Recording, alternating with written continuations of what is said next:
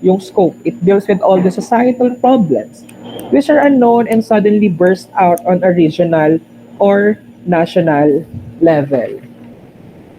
So in dealing with an ethical problem, one must know how to recognize a problem or its needs. Sa lahat ng bagay naman, or sa lahat ng bagay na kailangan nating gawin, it's important for us to recognize or to identify first the problem or yung kailangan. Once kaya ay magkaroon ng FS or siguro capstone, lagi niyo yung tinatanong, ano ba yung kailangan? Ano ba yung problem sa gantong way, sa gantong state, then paano natin masosolusyonan yung problem na to. Once you recognize the problem, the next one that you will have is to gather also information and define the problem to be solved or goal to be achieved. Para magkaroon kayo ng enough data, next you have to generate alternative solutions or methods to achieve the goal. After you gather data, meron tayong tinatawag na sa capstone kasi meron tayong mga trade-off analysis na ginagawa wherein you design at least 3 best alternatives. Then dun sa tatlong yon, itetest nyo yung capacity, yung maintainability, reliability, etc. ng inyong ginawang project in order for you to choose the best alternative solution dun sa inyong gagawin na project. So after that, you have to evaluate also the benefit and cost of alternate solutions. And also, you have to decide and optimize. After you do that, the last one is to implement the best solution. So in dealing with an ethical problem, lagi natin tatandaan, ang first is recognizing a problem. Second is to gather information. Third is to generate alternative solutions. Fourth is to evaluate benefits and costs. Fifth, decision-making optimization. And last one, we have to implement the best solution. Ano po kaya? Ito, ating tatlong ito. Ito na nakikita nyo sa screen. Professional, and professionalism. So, meron tayong keywords dito. Ano kaya yung definition ng bawat isa? Ano po yung definition ni profession? Ano naman yung definition ni professional? And ano naman yung definition ni professionalism?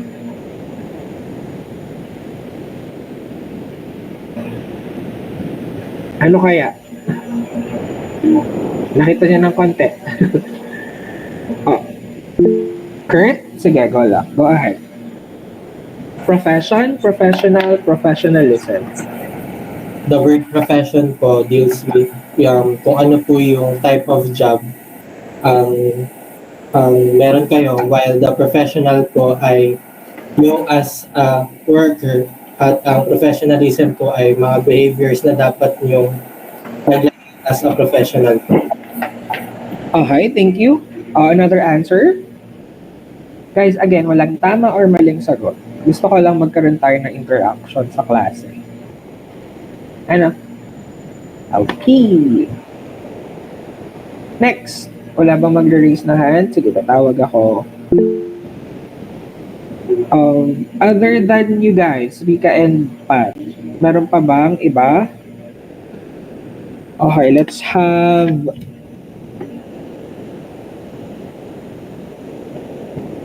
Jen Herosano.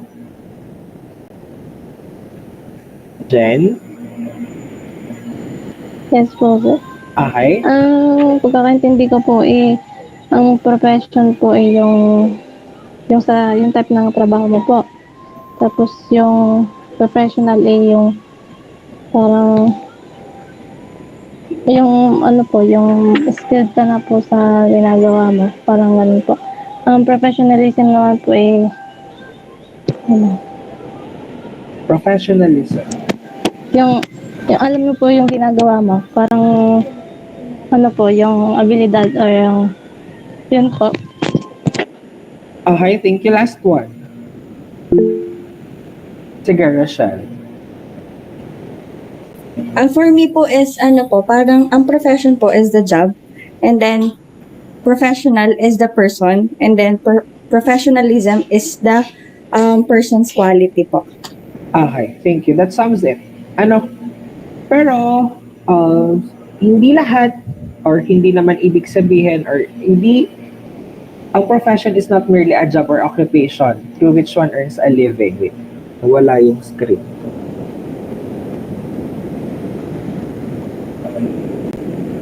Kita nyo ba? Ayan.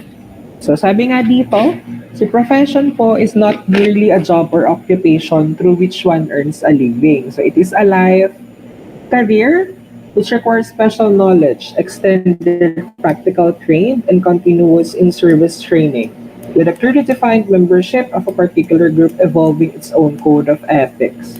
So the practice of the profession should result in ultimate public good. So as a professional or yung profession po natin, hindi to basta-basta stagnant lang. Kung anong meron tayo ng una, yun na lang hanggang dulo. Siyempre, we have to train ourselves also. Ano, meron tayong mga different trainings na kailangan gawin para ma-upskill kayo. So syempre, as a professional, ito kagaya dito nakalagay, a professional engineer is one who earns a degree in engineering at an institution. So he or she should be officially registered with a particular society, institutions, and properly licensed as a professional. So yung professionalism, tama naman yung sinabi ninyo, one must have sound at theoretical knowledge or knowing that and sophisticated skills knowing how. Para tayo ay magkaroon ng mga different skills, meron tayong tinatawag na ethics and compliance training in the industry. Sa ethics and training po, once na graduate kayo, meron kayong for sure na magiging training. It's parang the first a week, 2 weeks na inyong stay sa company na pinapasukan ninyo, parang i-orient kayo kung ano mangyayari, kung ano yung trabaho ninyo, kung anong meron, kung ano yung job focus ninyo, ganyan, at kung ilan bang department meron doon sa papasukan ninyo. So napakahalaga ng mga training na ito to instill a moral code of conduct in employees that include honesty, diversity, good citizenship, and compassion. So both aspects serve two main purposes from a business perspective. It protects the business bottom line and improve also the work environment. So the more skilled yung employee, of course, the more competitive the environment is. Diba? So giving ethics training for all, it recognizes ethical conduct in workplace, including ethics in performance appraisal and encouraging open discussion on ethical issues. So the origin of engineering thought, although for many individuals no personal ethics are rooted in religious beliefs, this is not true for everyone. Certainly, there are many ethical people who are not religious, and there are numerous examples of people who appear to be religious but who are not ethical. So madaling sabi, ang ethics po is how we treat one another.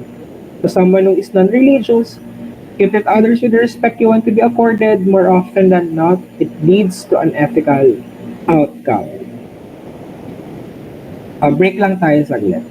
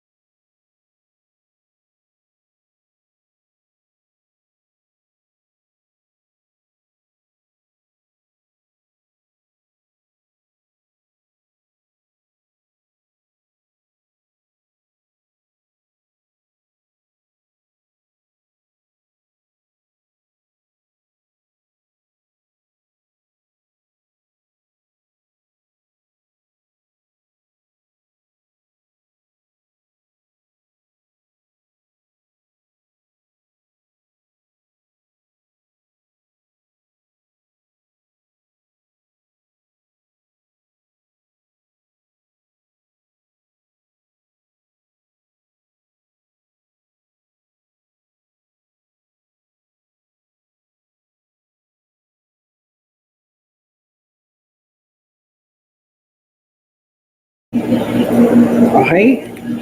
Going back, ano,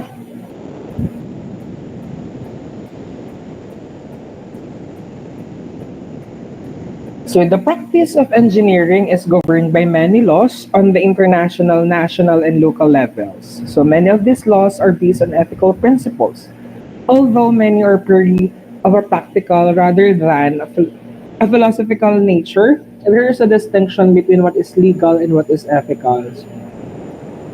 Excuse me.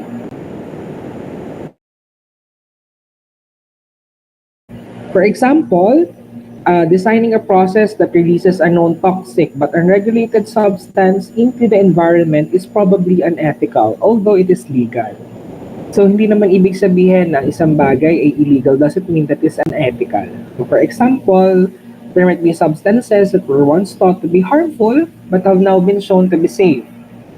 That you wish to incorporate into a product if the law has not caught up with the latest scientific findings. It might be illegal to release these substances into the environment even though there is no ethical problem in doing so. So sa madaling sabi, hindi naman ibig sabihin na kunyari yung problem 30 or 20 years ago is problem pa rin siya ngayon.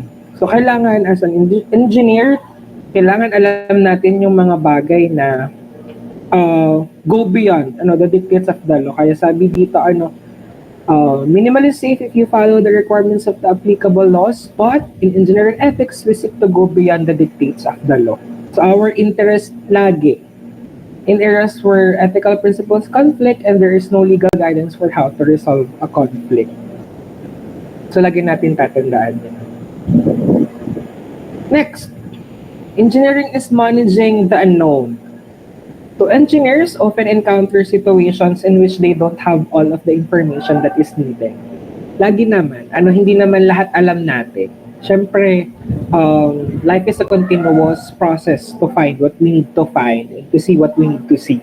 And also, they need to manage the unknown. By its nature, engineering design is about creating new devices and products.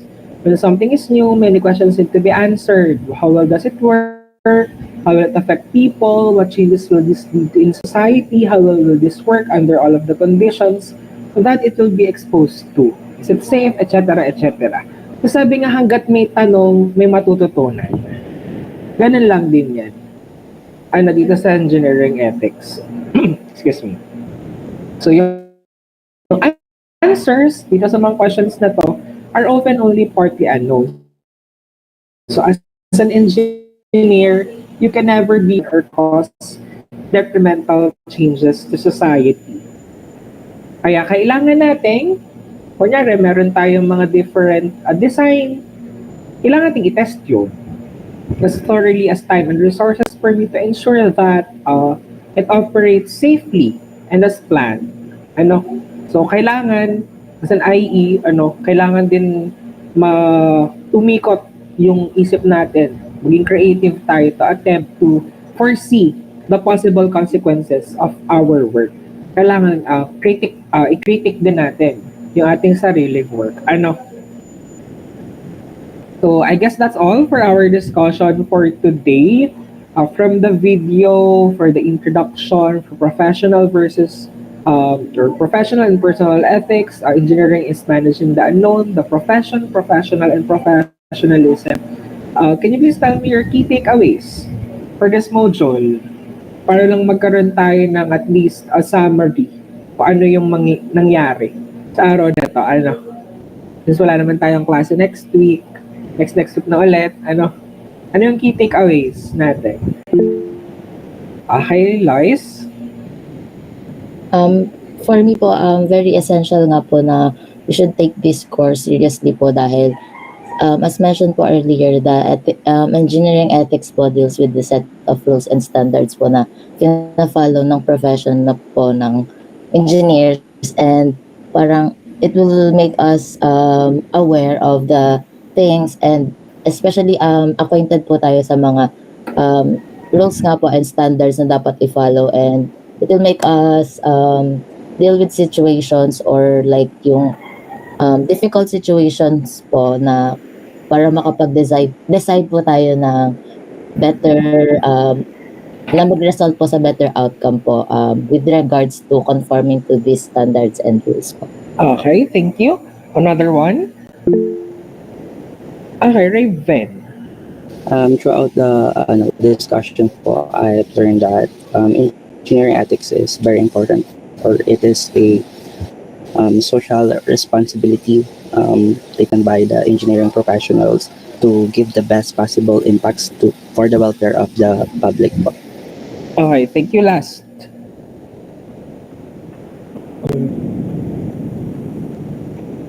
Rio. I learned po na yung engineers po encounter different challenges po, and with these difficulties po ay nandyan po ang engineering ethics to guide us and to help us in decision making po. Okay, thank you. So I will end the discussion with a two quote.